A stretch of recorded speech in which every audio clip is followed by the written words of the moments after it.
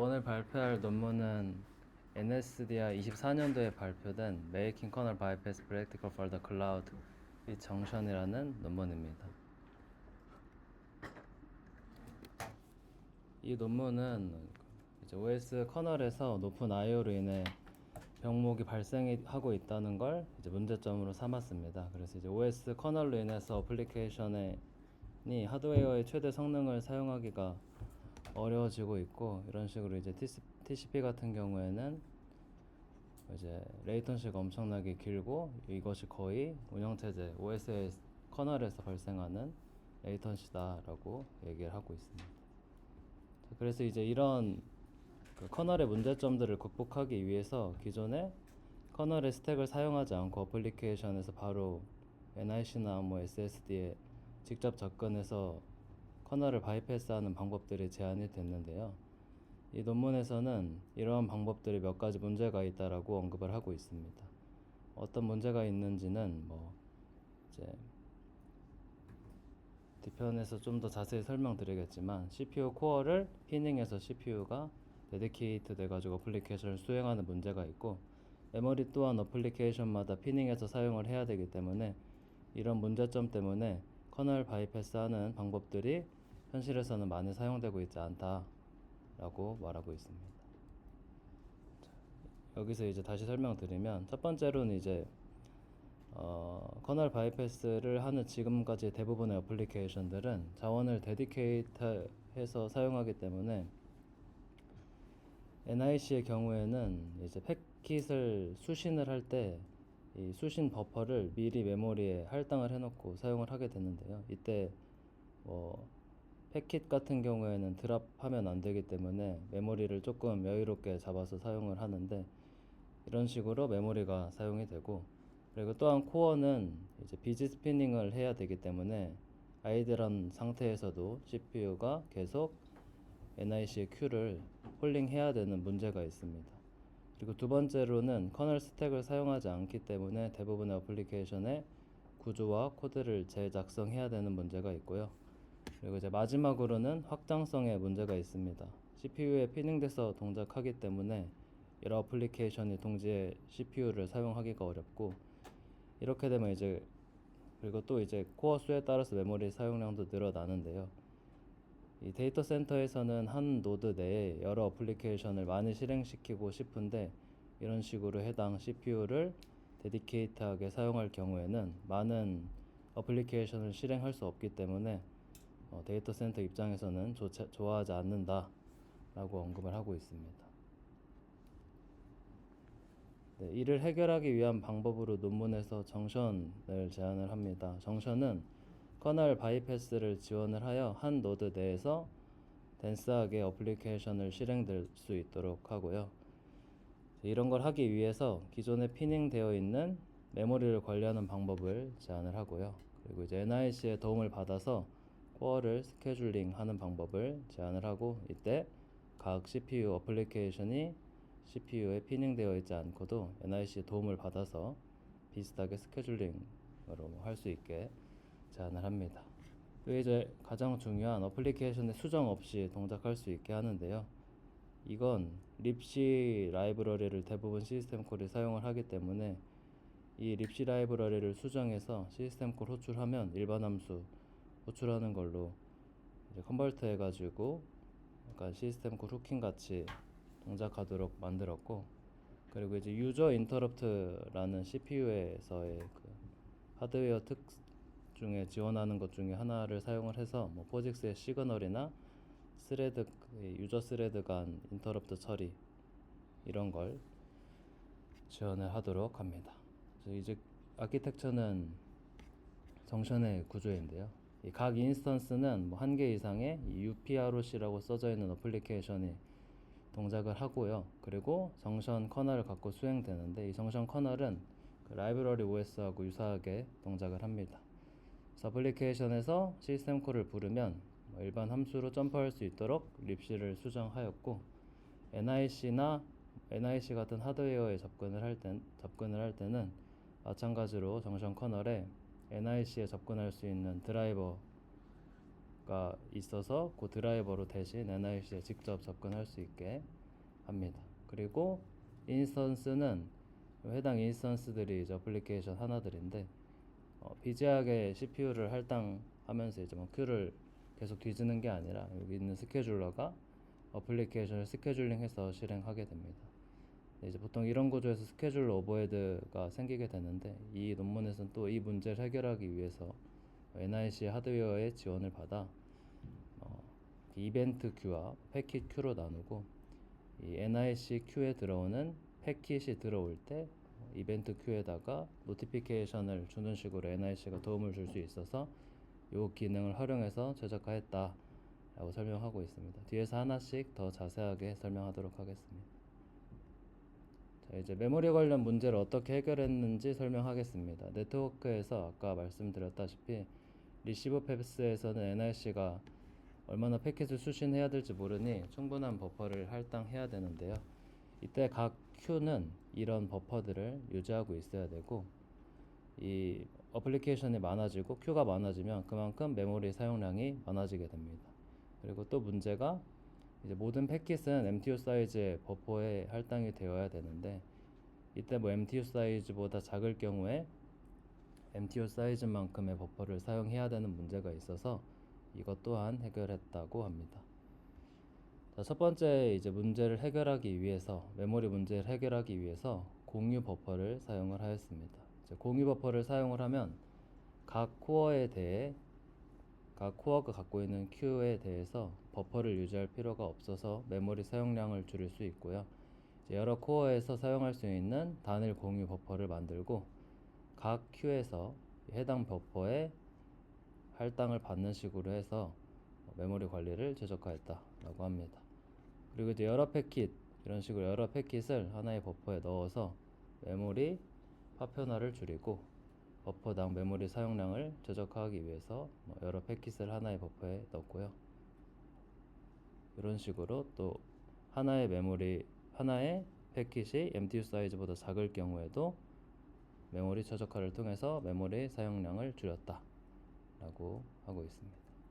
자, 근데 이런 걸 하다 보면 이제 패킷을 한 버퍼에 할당하였는데 이런 식으로 다른 큐에 들어갈 수도 있게 되는데요. 이런 싱크를 맞춰줘야 되는 문제를 해결하기 위해서 논문에서는 이제 per 코어 버퍼 리퍼런스 카운트라는 걸 두고 해당 카운트가 0이 되었을 때 다시 공유 버퍼에 반납하는 식으로 구현을 하였고 이때 이제 이런 레퍼런스 카운트를 관리하는 스레드를 두어서 이러한 스레드는 무선적으로 실행될 수 있게 해서 버퍼를 효율적으로 관리하고 있다 라고 설명하고 있습니다. 그리고 이제 논문에서 CPU 관리를 어떻게 해결했는지 설명하겠습니다. 이제 이런 커널 바이패스를 할 경우엔 항상 CPU가 데디케이트돼서 BG 스핀 하면서 폴링을 해야 되는 문제가 있는데요. 이때 여러 가지 문제가 발생하는데 세 개 정도의 문제가 발생을 하고요. 첫 번째는 코어가 데디케이트 되는 문제가 있고 그리고 이제 큐가 많아질 때 큐를 스캔해야 되는 오버헤드가 증가하고 그리고 그렇게 큐를 스캔하다 보면 이제 스레드에 계속 큐를 스캔하다 보면 캐시 폴루션 문제가 발생을 하는데요. 이런 문제를 해결하기 위해서 최근에 이 논문에서 제안한 건 아니고 최근에 딜리게이팅 폴링이라는 방법이 제안이 되었고 이건 이제 아래 그림에서 볼 수 있듯이 스케줄러 하나가 이제 아이들한 어플리케이션 대신해서 각각 큐를 폴링을 한 다음에 그 큐에 대해서 이제 어플리케이션을 새로 실행시켜주는 방식입니다. 근데 이렇게 되면 이제 문제가 큐가 많아지면 폴링할 때 레이턴시가 길어지게 되고 이런 큐에 있는 걸 처리하다 보면 다음에 있는 큐에 있는 것들을 처리할 수 없게 되고 이런 레이턴시가 길어지고 이 스케줄러에서 여러 큐를 뒤지다 보면 캐시 폴루션 문제가 발생하는 등 문제가 있고 마찬가지로 큐가 많아지고 어플리케이션이 많아지면 이 스케줄러가 계속 확장될 수가 없기 때문에 그 스케줄러의 그냥 구조 자체에서 생기는 문제가 발생합니다. 그래서 이제 이 논문에서는 이 방법을 해결하기 위해서 NIC의 하드웨어에서 지원해주는 기능을 사용을 해서 해결을 하였고요. 큐에 패킷이 도착하면 노티피케이션을 보낼 수 있는 NIC가 있습니다. 이걸 사용을 해서 이 어플리케이션들의 큐에 패킷이 도착했을 때, 패킷이 도착하면 이 패킷이 도착했을 때 NIC에서 이 이벤트 큐에 어떤 큐에 패킷이 도착했는지 노티피케이션을 넣어줄 수 있고요. 그럼 코어 스케줄러는 요 큐만 보면서 이벤트 큐만 폴링하면서 어떤 큐에 패킷이 도착했는지를 확인을 할 수 있습니다. 이제 이런 걸 하기 위해서 뭐 어플리케이션의 모든 큐를 바라보면 좋겠지만 그러면 또 성능에 저하가 있을 수 있으니 아이들한 큐어만 이제 이벤트 큐에 등록을 할 수 있다고 합니다. 그래서 아이들한 큐를 정하는 폴리시를 하나 두고 해당 폴리시에 만족을 하는 그 큐에 대해서만 계속 이벤트 노티피케이션을 날려서 처리할 수 있도록 해서 이제 뭐 여러 큐가 있어도 모든 큐를 스캔할 필요가 없어서 그 스캔 레이턴시를 줄일 수 있고 이 NIC 이벤트 큐만 폴링하면 되기 때문에 캐시 폴루션 문제를 해결할 수 있다라고 주장하고 있습니다. 자, 그리고 이제 유저 레벨 인터럽트를 지원하는 CPU가 있습니다. 이 해당 기능은 유저 스페이스 간의 인터럽트를 주고받는 기능을 지원을 하고요. 최근 CPU는 대부분 지원이 되고 보통 이 기능은 그 VM이 인터럽트를 처리할 때 호스트 커널에 개입 없이 처리하기 위해서 많이 사용된다고 합니다. 근데 이제 이 CPU의 특징을 사용을 해서 이 논문에서는 이제 스케줄러가 이런 식으로 인스턴스 안에서 뭐 UPROC라고 하는 어플리케이션들이 수행이 될 때 한 코어에 할당된 유저 스레드를 다른 유저 스레드로 그 스케줄링을 해줘야 되는데요. 이때 유저 스페이스 간에 그 프리미션 할 수 있도록 이 유저 레벨 인터럽트를 사용을 해서 CPU를 프리미션 할 수 있도록 기능을 구현을 하였습니다. 그리고 유저 레벨 스레드 간의 포젝스 시그널을 처리할 수 있도록 또 구현을 하였고 이런 식으로 요 유저 레벨 인터럽트를 사용을 해서 최적화를 하였습니다. 자, 이밸류에이션 셋업입니다. 이밸류에이션은 뭐 인텔 제원 CPU를 사용을 했고 멜라녹스 커넥트 X6를 사용을 했고요. 그리고 뭐 각각 구현은 이 정션 라이브러리라는 그 라이브러리 OS 같은 친구를 구현하려고 한 12,000 정도를 짰고 그리고 NIC 드라이버를 하나 짜서 기존의 멜라녹스 드라이버가 아니라 본인들이 새로 짠 NIC 드라이버를 사용을 한다 라고 하고요. 아까 말씀드린 유저 레벨 인터럽트를 사용을 해서 뭐 커널 모듈을 짰고 그리고 이제 최종적으로는 리눅스의 시스템 콜 중 126개를 지원을 해서 대부분의 어플리케이션이 수행되는데 문제가 없다고 합니다. 이밸류에이션 결과입니다. 왼쪽 그래프는 memcached 어플리케이션의 로드에 따른 레이턴시 실험 결과이고요. 리눅스 같은 경우에는 이제 레이턴시가 비교적 일찍 튀는 걸 확인을 할 수 있고 정션 같은 경우에는 기존 커널 바이패스 어플리케이션인 칼라단과 비슷한 성능을 보이고요.